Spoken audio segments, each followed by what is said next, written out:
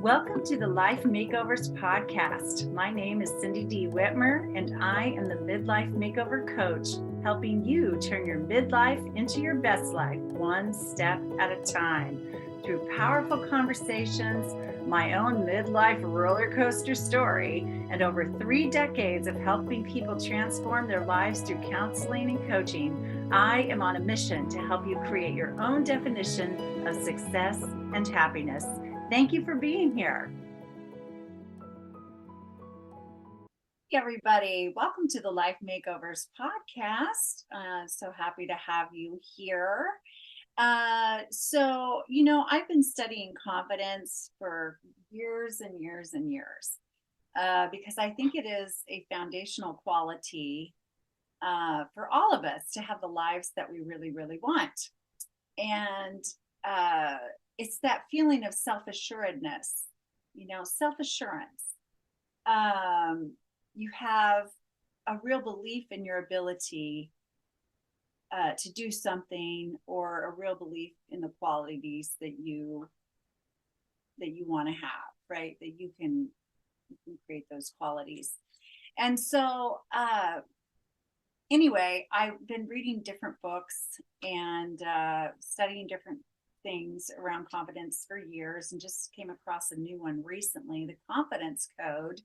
And well, here, I'll show you for those of you who are watching on YouTube. Podcasts are all on YouTube also. The Confidence Code. And really, this is kind of a research book. So if you're just looking for lighthearted stuff, I wouldn't get this book.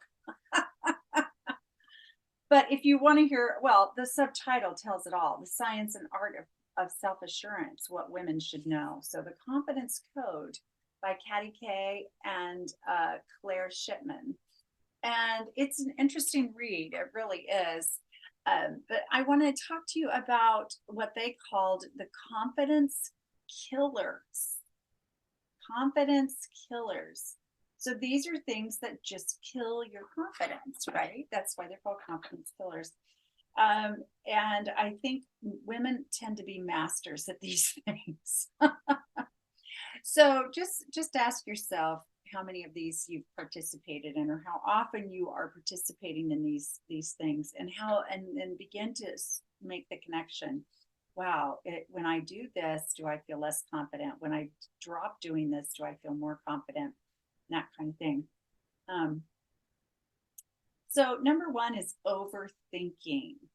Oh, I've done this. I have done this. I know many of you have done this. My clients tell me this all the time, that they're stuck in their cycle of thinking, the wheel of overthinking, overanalyzing, and it is a tendency with us for sure. So, I think it zaps our confidence, because when we're thinking and overthinking, then we tend to scrutinize more and go down a slippery slope that eventually starts to dismantle any self-assurance that we may have had. I know I've analyzed some things to just absolute to death, trying to figure them out, wanting to understand. And then what I end up doing is being pretty self-critical, right? And going, okay, what did I do wrong? Or if I would have said this differently, maybe that would have happened. Or what if I wouldn't have done that? And then maybe she or he wouldn't have done this. And, it can just start you down a path, right? And so that's why it then ultimately rattles our confidence, because we're picking apart details of something and going over them and over them and over them. And it just doesn't work. Number two, people pleasing. People pleasing. Now, I think for the most part, I am a recovered, serious people pleaser. I would say 10 years ago, 12 years ago, I was at the height of my, even more than that, 14, 15 years ago, I was at the height of my people pleasing. And if you're a people pleaser, you're someone who, this isn't about, being kind in your relationships. Oh, just like my shirt says, be kind, in case you're watching on YouTube. This isn't about just being kind in your relationships and responding to needs that are natural in your relationships and striving to please your partner or whatever. That's not what we're talking about here. I'm talking about where you feel obligated to say yes to anything, any request that comes your way. And if you don't say yes or you don't jump in, you feel guilty. You have like this unhealthy response to responding to people, right? So either you feel guilty if you say no, you think you're being selfish or rude, or you feel overwhelmed because you're saying yes so much that you're stressing yourself out and not able to take care of your own needs because everyone else comes first. So another thing that we do as people pleasers is we avoid conflict, right? We don't say what's really on our minds. We don't ask for what we need. We don't point out when something is bothering us.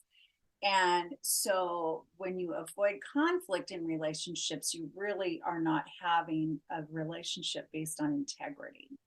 So then when there isn't that trust, there isn't that honest exchange in a relationship, it's not as healthy as maybe you think it is because you're quote unquote keeping the peace. So it gives some undertones of deception that you're not meaning to do, but that is part of the whole picture. So then when you're insecure in your relationships, it's difficult to feel confident, right? So it's just a vicious cycle, right? So people pleasing is actually debilitating to your confidence.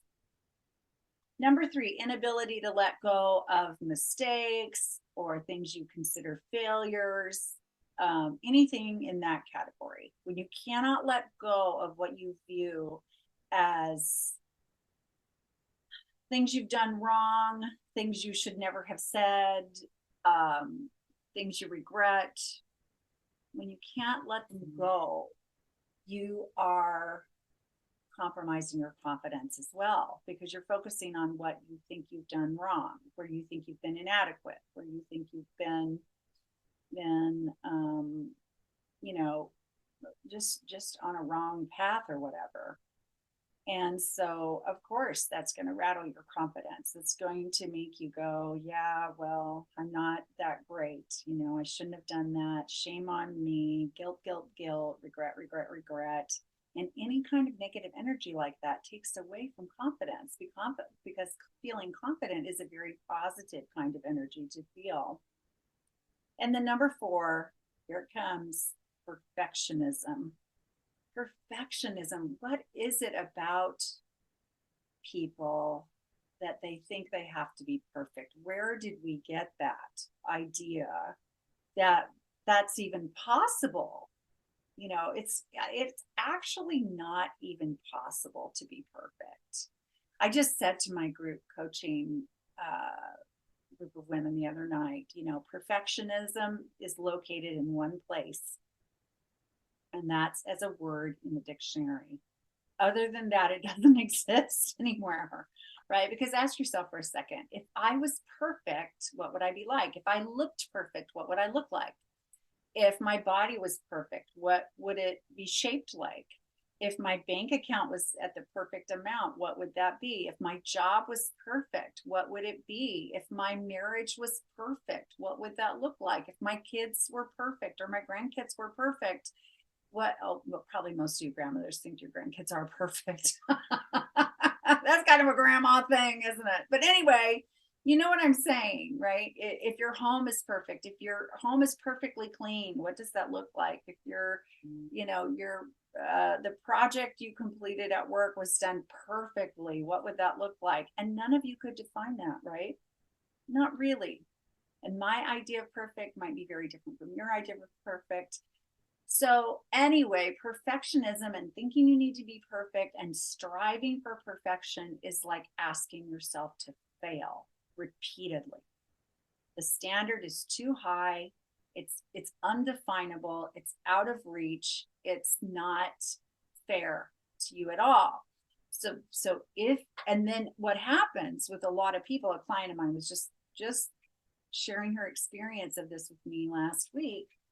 She was saying that, I try to do everything perfectly. I try to make it all perfect. And what ends up happening is you get all this anxiety because you can't do it.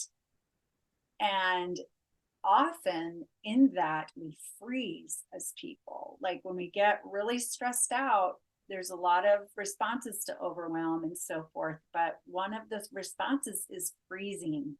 In other words, being stuck and not able to do anything because you can't do it perfectly. So then you struggle to do anything at all. So no matter what your response is when you're striving for perfection, any emotional response you have to that is going to batter your confidence for sure. Okay, so I hope you can see how all of these are related. Overthinking, people pleasing, inability to let go of mistakes, regrets, perfectionism.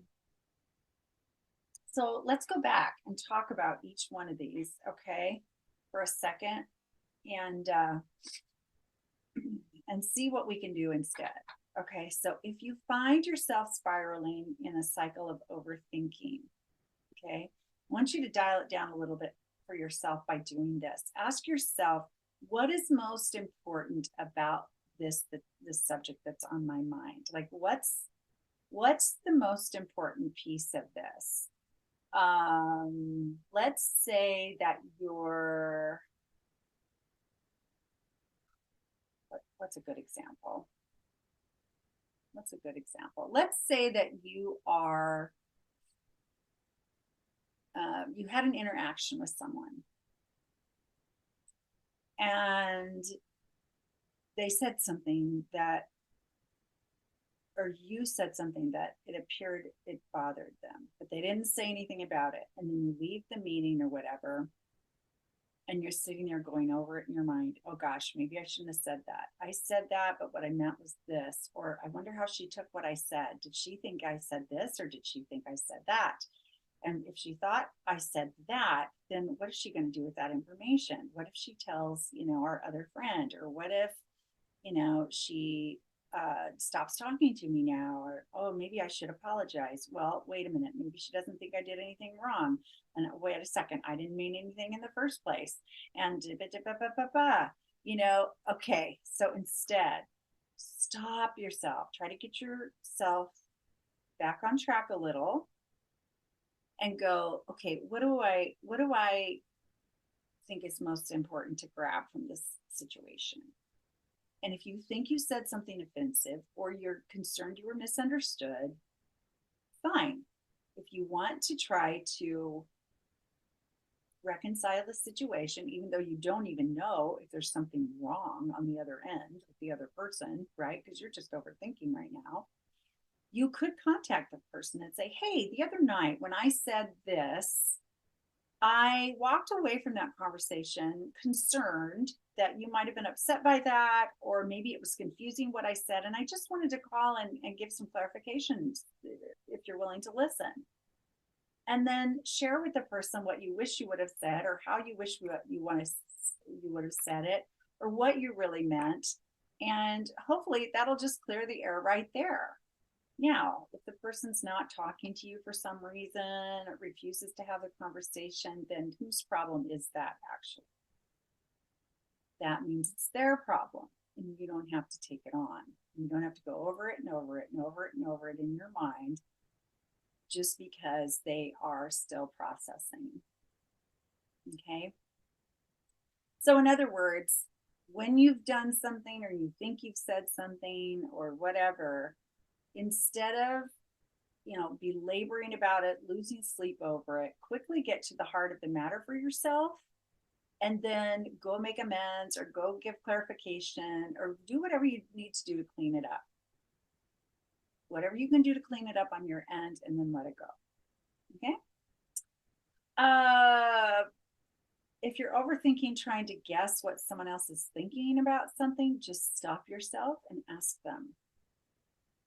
Ask them. Look for more information from the source that can give it to you.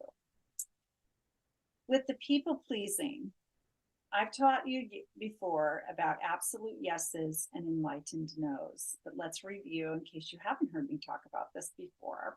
So when you're asked to do something, if it feels like an absolute yes, like you think, oh, I really want to be involved in that, or yes, I've always wanted to do that, or oh, that just would bring me so much joy to be a part of that. That kind of feeling is an absolute yes. Okay. And I hope you'll dive in and get involved. But if you're feeling like, oh gosh, I wish they wouldn't have asked me, or how quickly can I get out of this conversation, or oh, I know I've got way too much going on right now. I just can't do that. I don't want to do it. I don't want to do it. That's an enlightened no. Say no. Just say no. You don't have to explain. You don't have to give 400 excuses. Thank you for asking. I appreciate you thinking of me, and I fully support you in this project. I'm just not able to help out this time in this way, but feel free to ask me again in the future. That's it. You don't need to explain yourself. You don't need any of that. If you're people pleasing by avoiding conflict, ask yourself what your life would be like if you started to ask for what you really needed, or communicated honestly in your relationships. The best relationships we have are the ones where we can be honest. Really, the ones where we can be honest and handle conflict that might arise. So catch yourself in the people pleasing. If you're dreading something you said yes to, that means you're in the people pleasing space. If you are stressed out way too much, you're stretched way too thin, you can't find your balance in your life, you're doing too much people pleasing. So start to sort through the situation and start letting go of things that you cannot, that you really do not want to hang on to. Someone in my life, we're on a board together, and she really had committed to a couple more years of service on a board, but a work situation rose that just really caused her pause, and she emailed me and said, hey, please don't hate me, but I've got to drop off this board. And I said, oh, I can't even imagine hating you, and it'll be okay. She's really, thank goodness she didn't suffer through the next 2 years just to please the rest of us on the board, by hanging in there with the original commitment, when her life has taken a major turn, and her schedule is going to be severely compromised by something else, or taken up by something else. Okay. When you are struggling to let go of what you call your failures or your mistakes, I want you to ask yourself, what is this possibly doing for you that's positive that you are hanging on to this? How is this helping you to hang on to this guilt or regret or shame around a mistake you think you made, or some way you think you failed? Well, let me tell you how. It's not serving you in any way other than to make you more miserable. And then, of course, as we know, kill your confidence. And it's probably keeping you from living fully now. So is it worth all of that? So here's what we do with those kinds of things where we feel like maybe we failed or made a mistake. If there's a way we can make amends, or again, circle back around and bring some kind of closure to a situation where we felt like we were disruptive or something, if there's anything dangling, based on this situation, then please go have the conversation, go take care of it, do your best to bring finality to the experience. Do your best to, put some closure on it for yourself or anyone else involved, and forgive yourself. and know that we're all doing the best we can at any given time. And so when you did this or made this decision or went down this road or said that thing, you really were doing the best you could in the moment, or maybe it's all the information you had at the time, or where you were at in your personal growth. And maybe that's changed a lot since then. And so you can look back and offer yourself self-compassion and go, oh yeah, I was so distraught at that time, and I didn't have a lot of resources, and I didn't know what to do. And so then I did this. And see it from more compassionate eyes. See your quote unquote mistake or failure as you would see it if a dear friend or person in your life had done it, and view it in the way you would if they had done it, and show compassion to yourself as you would to them, and then move on. Learn whatever you can learn from the situation as well. Grab the lessons and then get away from, move on.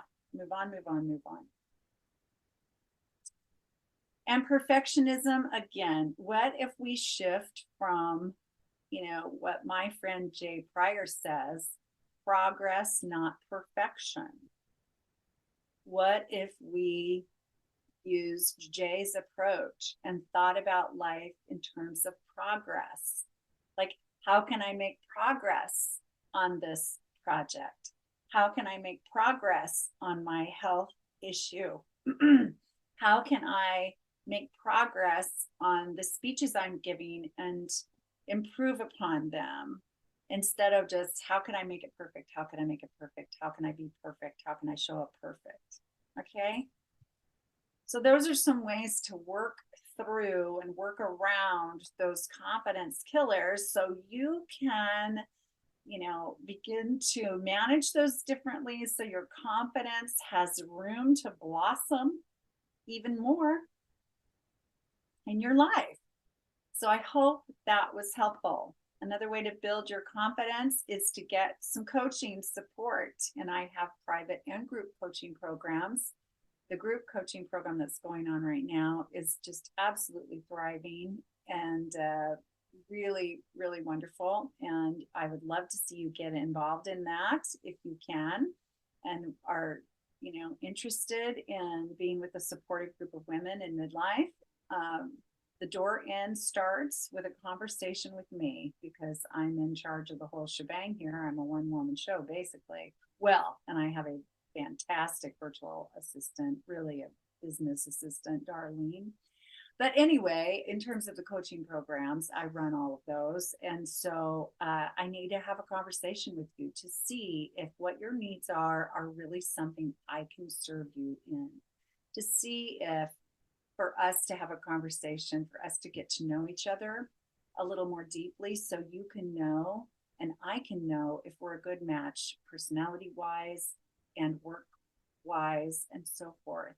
I screen all my group members because I want the group to gel beautifully. And so I only invite people into the group that I think are really going to participate well in a group situation, and who are really on a sincere path of personal growth. So if that's you and you love to up-level your life through some kind of coaching, just go to timewithcindy.com, pick a time to talk to me, and we'll do that and get you started.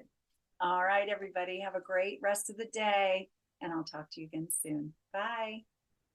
Thank you so much for listening to the Life Makeovers podcast. Please like, subscribe, and share this podcast with those that you think would also benefit from what we're doing here. And I will talk to you again soon.